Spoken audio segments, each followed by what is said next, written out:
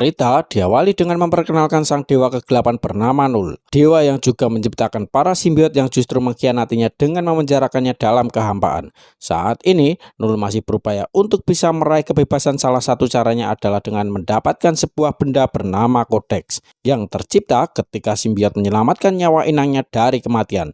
Null memerintahkan anak buahnya yaitu para monster bernama Xenopads untuk mencari simbiot yang memiliki kodeks tersebut, dan tebak siapa simbiot yang mereka cari?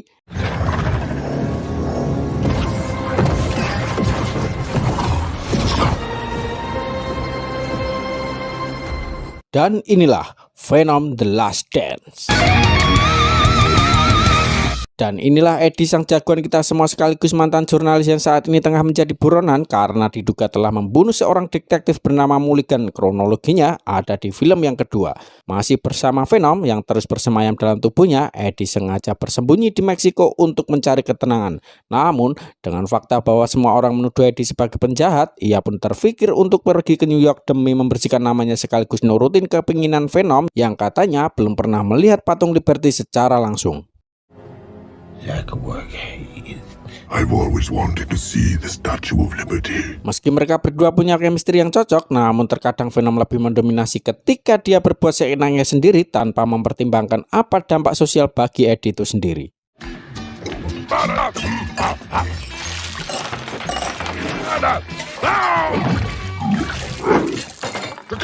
Eddie sengaja memilih tempat ini dengan harapan tidak menemukan hal-hal yang memancing emosi. Namun, alih-alih menjauhi masalah, Eddie dan Venom justru malah mencari masalah ketika mereka mendengar suara jegokan anjing yang butuh pertolongan yang ternyata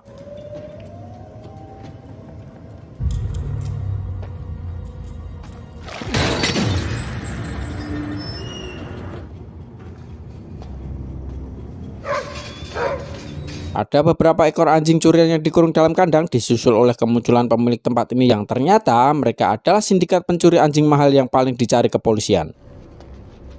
Oh, hello. This is our territory. Well, I assume by the threatening look on your faces that Dengan jaket kulit hitam, kalung rantai tato di wajah, Rai disangar-sangar dan jumlah yang banyak dikira akan membuat Eddie takut. Ora mundur bro, justru Eddie malah balik memperingatkan mereka semua untuk segera lepas anjing-anjing ini, karena jika tidak, sisi gelap dalam dirinya akan memakan dan mengoyak kepala mereka satu persatu.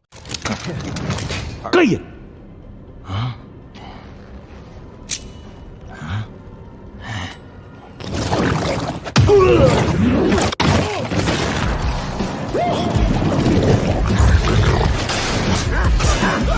Dan ya, 4 penjahat ini pun ketakutan saat Venom menunjukkan wujud aslinya, di mana hal mengonyolkan pun terjadi saat Venom tak kompak mengucapkan kalimat wajib mereka, yaitu What?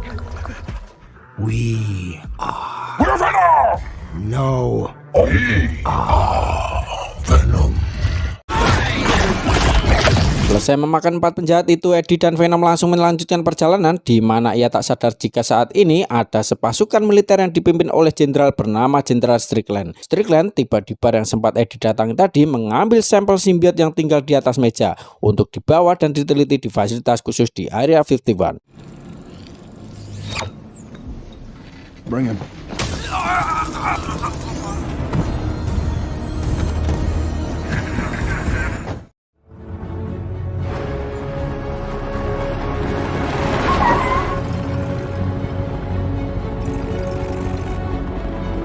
Dan mari saya perkenalkan Anda dengan seorang ilmuwan bernama Dr. Payne, salah satu ilmuwan yang bekerja di Area 51 khusus meneliti simbiot yang ditemukan, di mana Jenderal sendiri berfokus kepada senjata untuk menghadapi para simbiot itu, yaitu cairan asam berwarna hijau yang mampu melelehkan berbagai macam materi termasuk simbiot itu sendiri.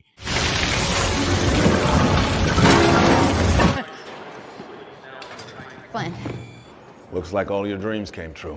Tak hanya Jenderal dan Dr. Payne saja, kita juga akan berkenalan dengan ilmuwan lain bernama Sadie yang juga sama-sama meneliti simbiot. Saat ini mereka bertiga akan melakukan komunikasi interaksi dengan seseorang yang terkontaminasi simbiot sama seperti Eddie. Bedanya, Eddie dan Venom sudah saling mengerti dan sudah bisa beradaptasi, tapi tidak dengan pria satu ini yang bernama Detektif Mulligan yang ternyata masih hidup dengan simbiot bernama Toxin yang berhasil menyelamatkan nyawanya.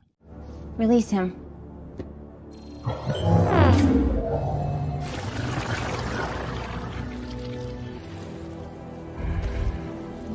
Toksin alias simbiot yang ada di dalam tubuh Mulligan pun memberitahu tentang kodeks yang saat ini ada di dalam tubuh Eddie. Kodeks itu tercipta ketika Venom menyelamatkan Eddie sewaktu bertarung dengan Riot di film pertamanya. Andai kata kodeks itu jatuh di tangan Null, sang dewa kematian, maka planet bumi dan seluruh alam semesta akan berada dalam bahaya. Hanya ada dua cara untuk mencegahnya. Pertama, jangan pernah membiarkan Venom menunjukkan wujud aslinya, karena disitulah para monster alias Xenophage akan bisa melacaknya. Kedua, bunuh salah satu antara Eddie atau Venom untuk menghancurkan kodeks itu selamanya.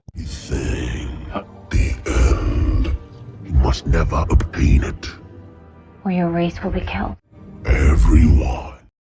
Kembali ke Eddie dan Venom yang sedang numpang pada pesawat, yang karena Eddie tersiksa dengan wujud manusianya, ia pun meminta Venom untuk ambil alih. Sehingga ketika Venom berubah dalam bentuk aslinya, kodeks yang ada di dalam tubuhnya pun aktif dan...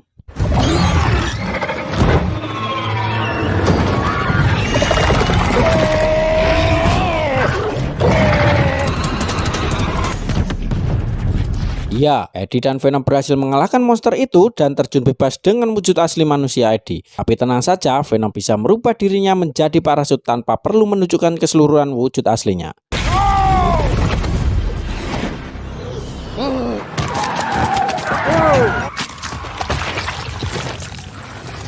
Tepat saat si monster kembali utuh setelah terkoyak mesin pesawat, Eddie pun berhasil mendarat dengan selamat. Venom pun menceritakan tentang kodeks yang ada di dalam tubuh mereka berdua, termasuk kronologi bagaimana kodeks itu tercipta. Sehingga untuk mencegah para monster mengetahui keberadaan mereka berdua, Eddie harus bisa menghadapi masalah sendiri tanpa bantuan Venom yang berubah wujud asli.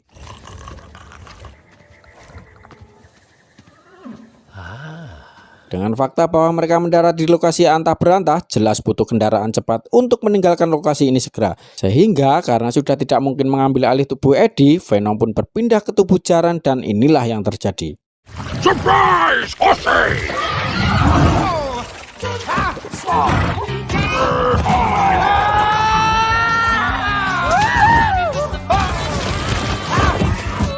Now that's horsepower!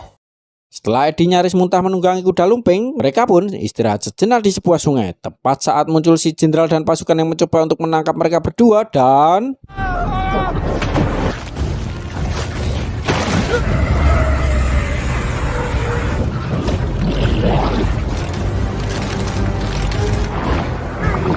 Berlokasi di dalam aliran air sungai, Eddie kesulitan menggapai Venom yang juga sama-sama sedang dikejar, sehingga...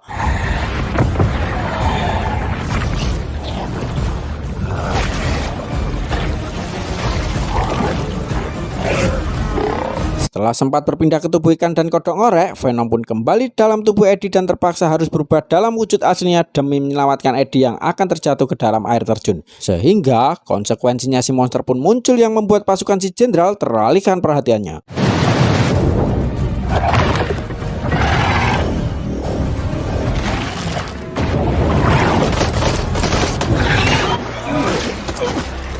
Setelah berhasil lolos dan menumbalkan anak buah si jenderal, Eddie dan Venom pun kembali melanjutkan perjalanan. Kali ini mereka bertemu dengan keluarga yang sedang liburan, yaitu keluarga Moon, yang dengan baik hati menawarkan tumpangan menuju Las Vegas.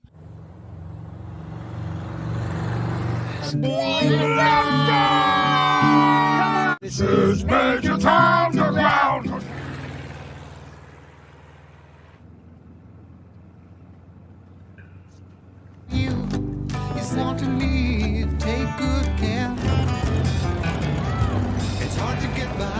Tiba di Las Vegas, Eddie dan Venom masih belum tahu akan pergi kemana. Tapi saat ini Venom ingin melihat langsung kasino itu seperti apa. Sehingga Eddie diminta untuk masuk ke salah satu tempat yang ada di sana.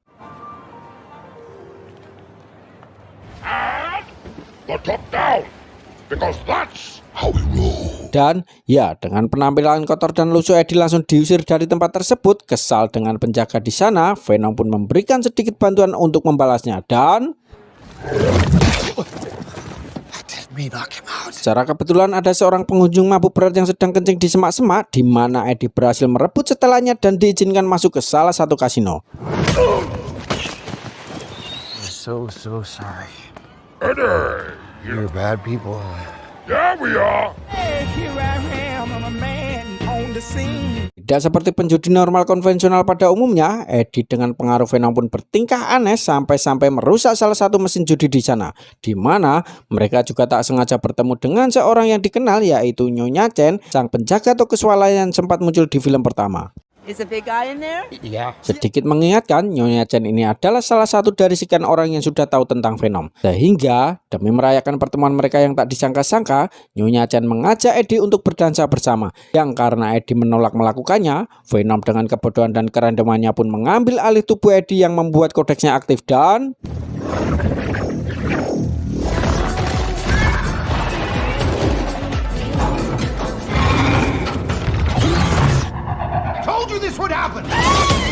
Don't panic, Chicas. Ya, Venom langsung keluar dari tubuh Eddie sehingga si monster tidak bisa melacaknya. Namun, di luar dugaan lolos dari monster, Eddie dan Venom harus tertangkap oleh pasukan si jenderal yang langsung membawa keduanya ke area 51.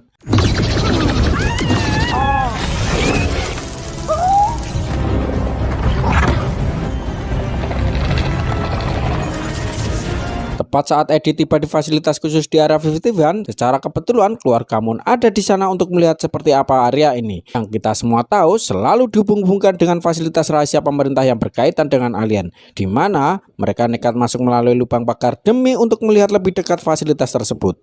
Come on, guys. Okay, babe. What? All right, go, go, go, go, go. I smell.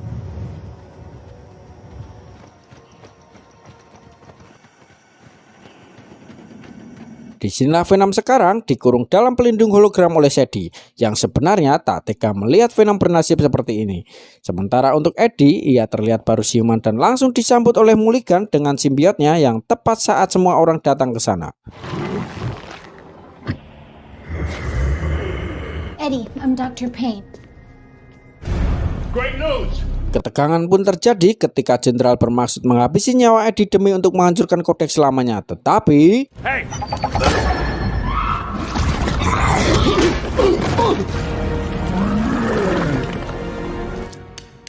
Ya, Shady diam-diam membawa Venom untuk membantu Eddie, di mana si monster datang setelah Venom merubah bentuk ke bentuk aslinya. Pas saat Mulligan bermaksud menolongnya, tapi justru harus menjadi simbiot pertama yang menjadi korban. Venom, run! Tak bisa mengalahkan si monster hanya seorang diri, Venom meminta Shady untuk melepaskan semua simbiot yang ada dan...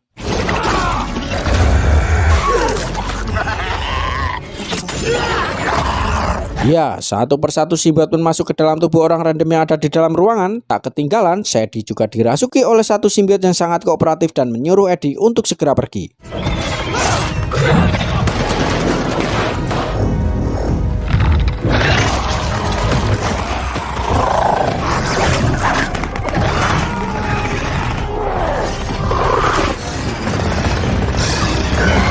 Dan betapa kuatnya monster ini ketika tak mempan terhadap serangan beberapa simbiot.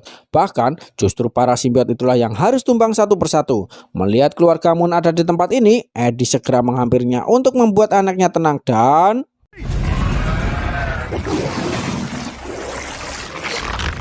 Hi. Jenderal sendiri bertindak tanpa pertimbangan ketika ia akan menembakkan roket launcher saat satu simbiot masih berada dalam bidikan sehingga...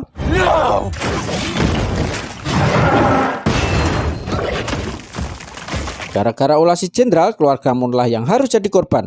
Malahan, satu simbiot mati gara-gara tembakan barusan dengan si monster yang tetap saja bisa bangkit kembali. Tepat saat keluarga Moon sudah berada di dalam mobil Dr. Payne, si monster melepaskan gelombang yang membuat para simbiot keluar dari tubuh inangnya. Ternyata gelombang itu merupakan pesan yang dikirim kepada Null agar bisa mengirimkan bala bantuan ke tempat tersebut.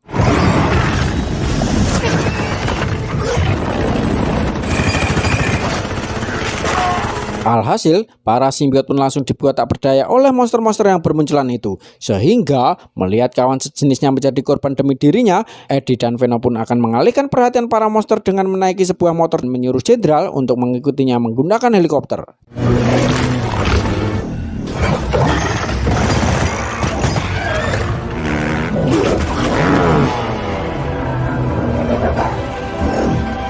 Saat para monster berada di area peti bahan peledak, jenderal langsung menyuruh anak buahnya untuk menembaki titik tersebut dan...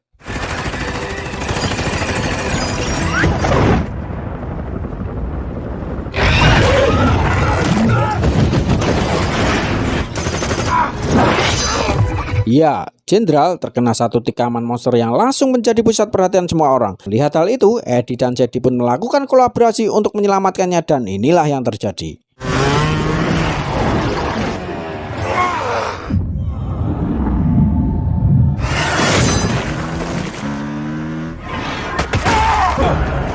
Beruntung Jenderal masih selamat dan langsung dibawa ke tempat aman, sementara Eddie ditangkap oleh salah satu monster yang berniat memakannya. Tetapi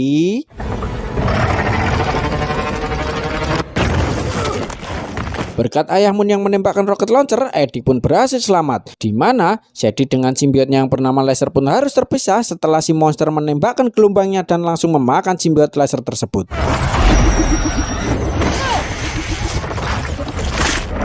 Setelah semua simbiot mati dan hanya menyisakan Venom saja, Eddie tampaknya harus pasrah ketika ia tidak punya pilihan lain selain mati bersama-sama dan menghancurkan Codex untuk selamanya. Kebersamaan mereka berdua selama ini tampaknya harus berakhir sekarang dengan Venom yang tidak akan pernah melihat patung Liberty secara langsung. Come and get us.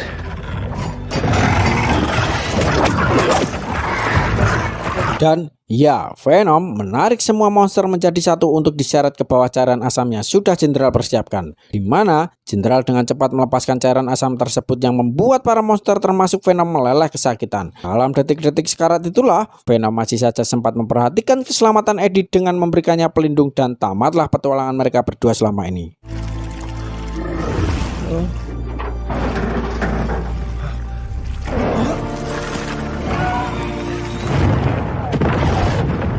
Di saat terjadi ledakan, Jedi tak sengaja kepleset yang membuat dirinya terjatuh. Di mana Dr. Pain diam-diam membawa simbiot pink bernama Agony yang dikenal memiliki kecepatan petir dan berhasil menyelamatkan Jedi dari ledakan tersebut.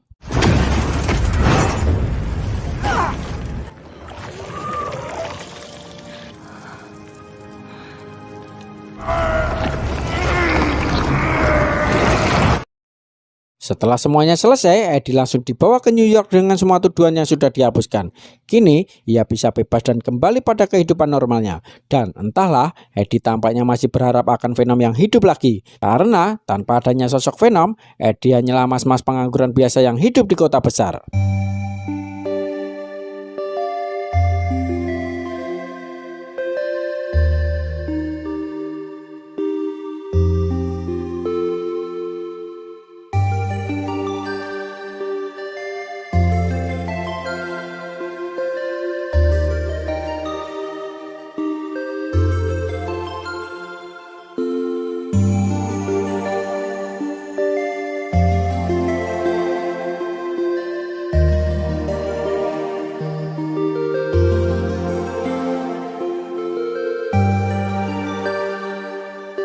Tamat, ending yang jos.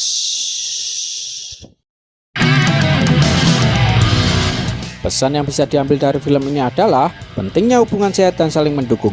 Meskipun dalam konteks yang penuh konflik dan ketegangan, dalam film ini hubungan antara Eddie dan Venom menunjukkan bahwa kerjasama dan komunikasi yang baik sangat penting untuk menghadapi tantangan yang lebih besar. Waspadalah, waspadalah. Terima kasih sudah menonton sampai akhir. Saya Gondes pamit undur diri. Bye.